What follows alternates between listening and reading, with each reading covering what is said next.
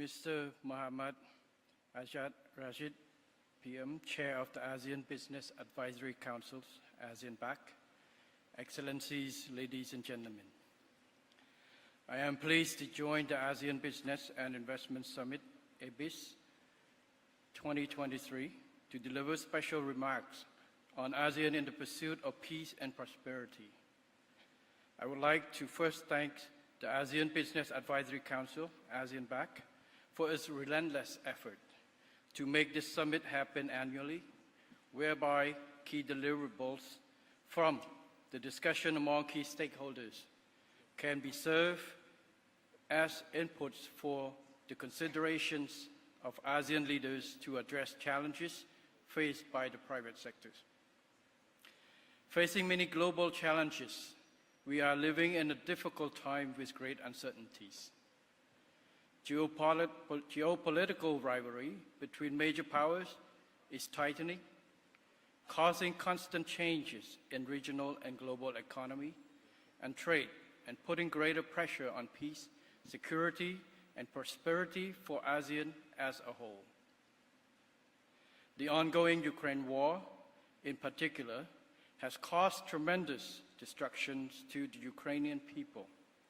Yet, far beyond the border of the war, we all directly and indirectly suffer the ripple effects ranging from the disruptions of supply chains and slower growth of the world economy. Ladies, Excellencies, ladies and gentlemen, Cambodia has been actively advocating and engaging in regional and global peace and security matters.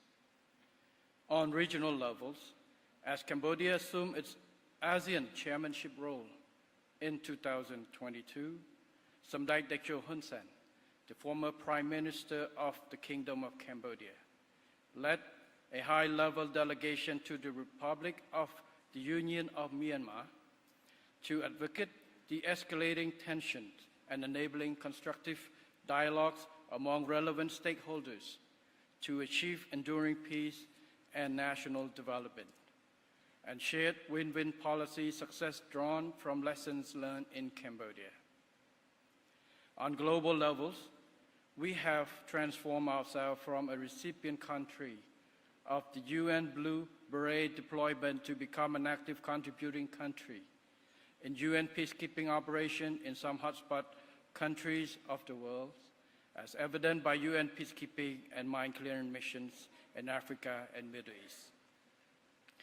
We strongly believe that war cannot end by war.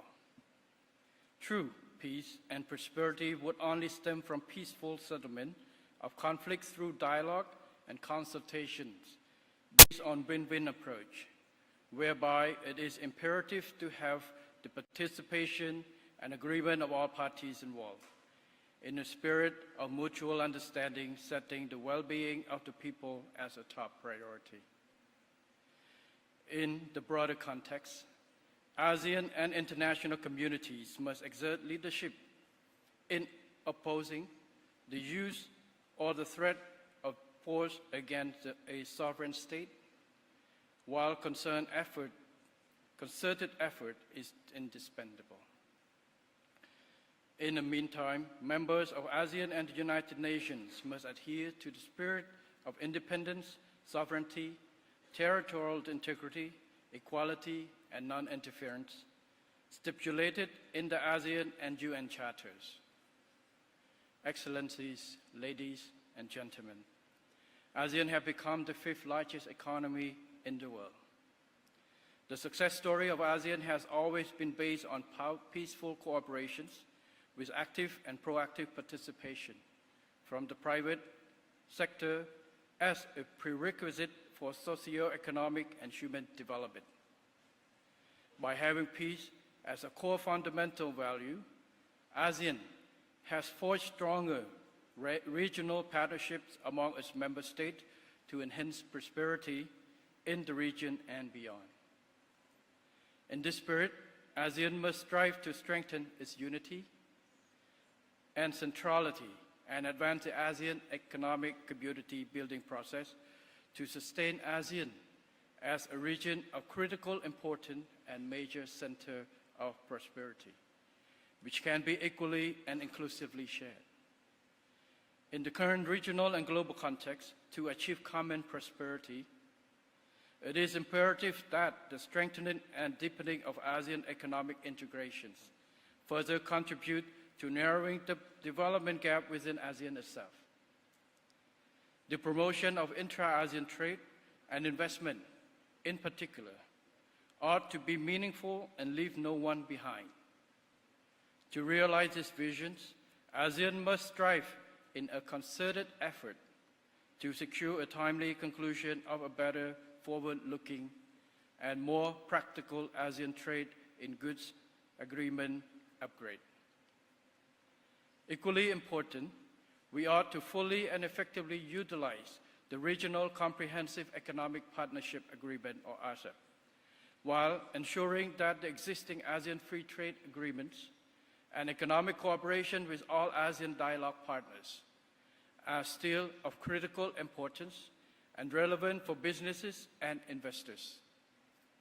Moreover, ASEAN should take full advantage of the change in economic architecture to become more resilient by accelerating inclusive ASEAN digital transformations, enhancing and participation of MSMEs in the regional and global supply chain, and being more forward-looking and adaptive to emerging issues such as climate change, food security, pandemic, and others. Ladies, Excellencies, ladies and gentlemen, Cambodia attaches crucial importance to peace, political stability, and security. From a country marked by decades of wars, Cambodia has been enjoying peace, and through peace has graduated into the lower middle income country status, having sustained its economic growth of 7% per annum. Cambodia therefore holds true that peace, political stability, and security are the prerequisites and core establishment for socio-economic and human development, without which basic rights and freedom of the people cannot be protected, much less prosperity and development. As I assume the premiership in this 7th term, the royal government of Cambodia has recently launched a new national overarching strategy called the Pentagon Strategy.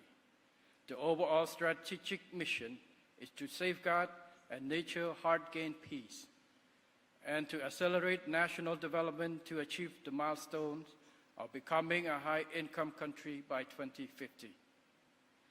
This strategy has set out 5 strategic pentagons, including 1.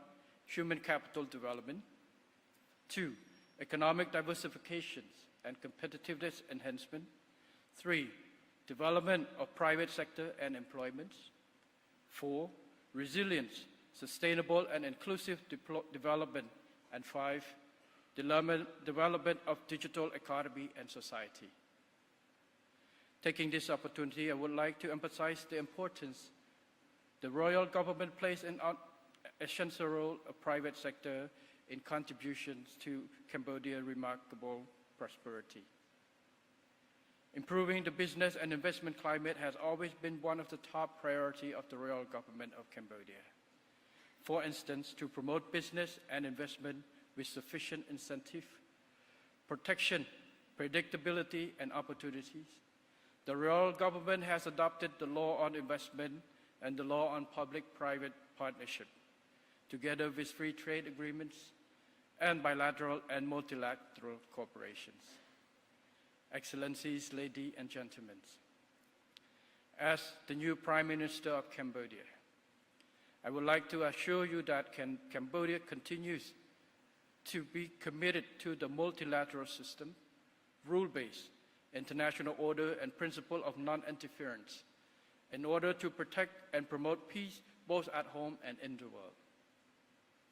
We will work closely with all ASEAN member states, as well as private sectors, to foster inclusivity, peace, and prosperity in the region and beyond. Cambodia stands ready to welcome all prospective investors to the kingdom where opportunities are abundant.